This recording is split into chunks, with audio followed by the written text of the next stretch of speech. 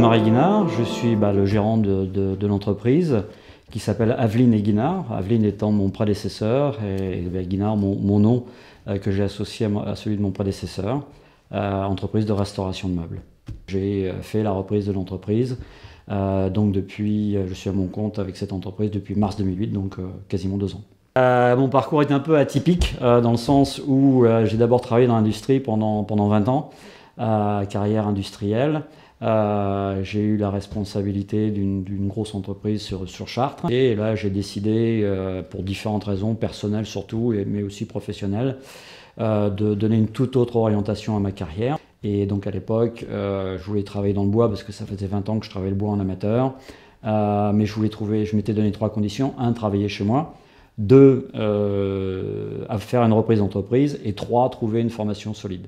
La formation, il y avait une excellente formation à Chartres, à l'AFPA en l'occurrence, de restaurateur en mobilier d'art.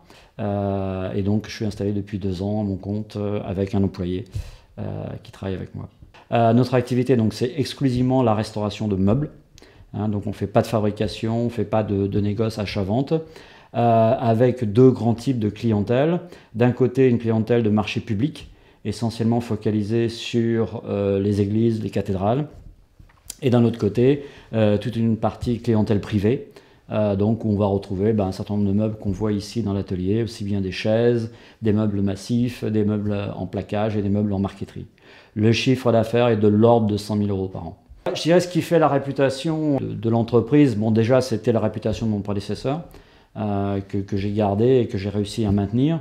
De par mon ancien métier, ça m'a permis d'avoir une approche vis-à-vis des clients peut-être un petit peu différente de ce qui se fait traditionnellement peut-être dans notre métier. Et puis surtout, je dirais le point primordial, c'est la qualité de notre travail.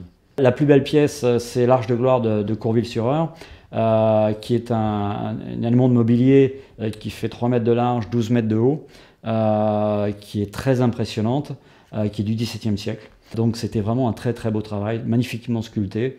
Et donc on l'a entièrement remonté, remise en place, remise en finition. Et elle est actuellement à l'église de Courville, c'est une pièce magnifique. Les projets d'avenir, c'est de continuer à faire fonctionner cette entreprise, bien entendu. Et pour la faire fonctionner, je dirais 3 axes de travail. 1, continuer à développer notre clientèle publique. La semaine prochaine, je vais à Chambord. Là, j'ai une première commande de Fontainebleau aussi. Et le deuxième volet, c'est continuer à développer ma clientèle privée, parce qu'on a besoin des 2 pour différentes raisons. Et pour développer, le 3e axe, pour développer ma clientèle privée en particulier, mais aussi publique, c'est de développer de la restauration plus écologique. Je dirais, déjà, il y a un réseau d'artisans d'art qui est quand même très, très bien développé. Le deuxième élément, c'est qu'on est pas loin, de la région parisienne, donc des possibilités de développer notre clientèle en région parisienne, qui est quand même un énorme potentiel.